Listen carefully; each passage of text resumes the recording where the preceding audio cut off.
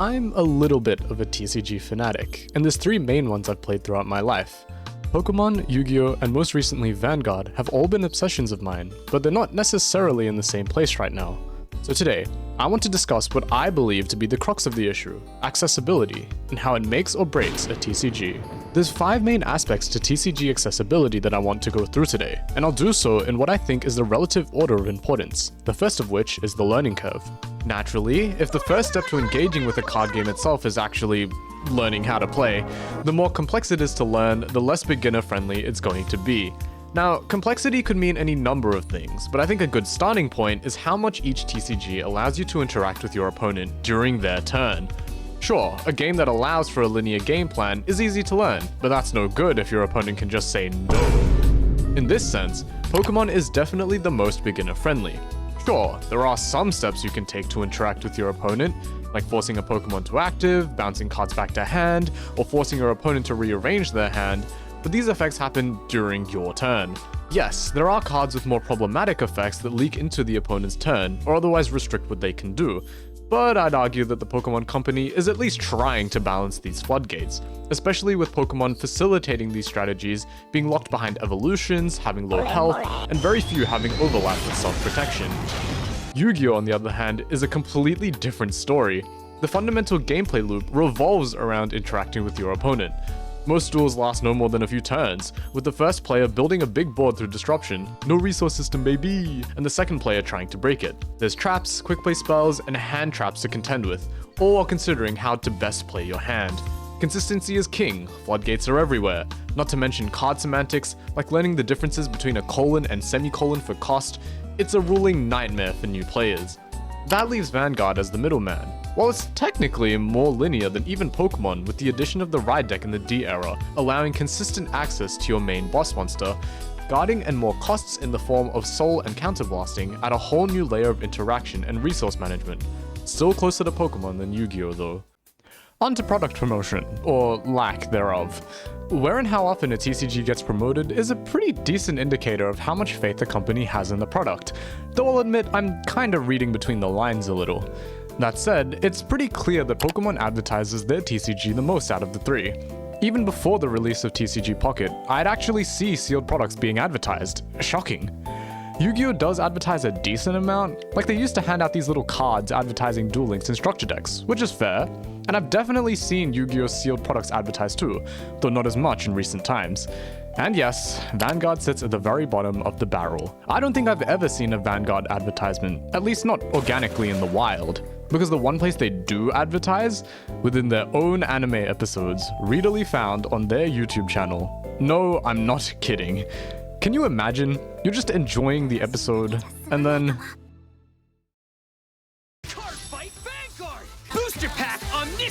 It's just funny as a concept as well. Like, why do you think I'm here?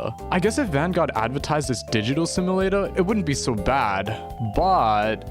So you come across this game in Steam. It's a new TCG, it's interesting, and you think, you know what? Maybe I'll give this a try. I mean, how much could I possibly have to pay for this? Like $20, $30? Oh, well that's a lot of money. I could get 1.5 AAA games with that. But wait, it gets worse. If you want the most up-to-date cards and basically the ability to play with literally anyone online, you have to spend $700 for additional DLC. That is absurd. And it's not even their most recent game. Like, don't get me wrong, the game's not bad, but that pricing scheme is abysmal. I'd chalk this up to Konami and the Pokemon Company simply having more resources than Bushiroad. And yes, that's true, but if you can afford to get 3 TCGs into the top 10, you can make a reasonably priced simulator. The other bigger games are pretty evenly matched in this regard. In fact, I'd even give the edge to Yu-Gi-Oh, because Master Duel's pretty generous when it comes to rewards. And yes, even in terms of mobile games, Vanguard comes last, because it doesn't have one, at least not anymore. Something that Yu-Gi-Oh definitely takes the cake for is unofficial simulators. There's manual and auto sims that are all simultaneously well developed. Not that it needs them when Master Duel exists, but it definitely helps when it's got such a large competitive fanbase. Pokemon and Vanguard... yeah, let's just move on. When it comes to physical card collection though, it's a different story. The ways TCGs use rarity to affect consumer decision making says a lot about how they treat their consumers. If you're used to Vanguard or Yu-Gi-Oh, you're used to meta being expensive, often gatekept at the highest rarity to incentivize players to buy more product. It's a choice, but pretty scummy. I don't think there's any doubt about that. Meta decks in these games cost thousands of dollars, often all because of the secondary market price of staples. Yu-Gi-Oh's a little better in this regard, but only because of their aggressive reprint policy. When all's said and done, they'll still have finished milking consumers. Which is why it was a shock when I found out how Pokemon does rarities.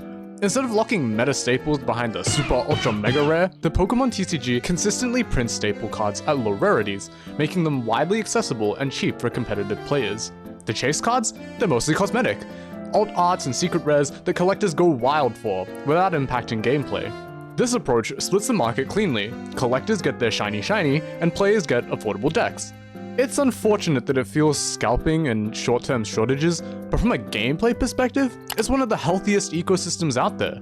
The result? Competitive players aren't priced out, and newcomers aren't punished for wanting to build something viable. Finally, let's talk community and educational content, because how else did we get suckered down the rabbit hole?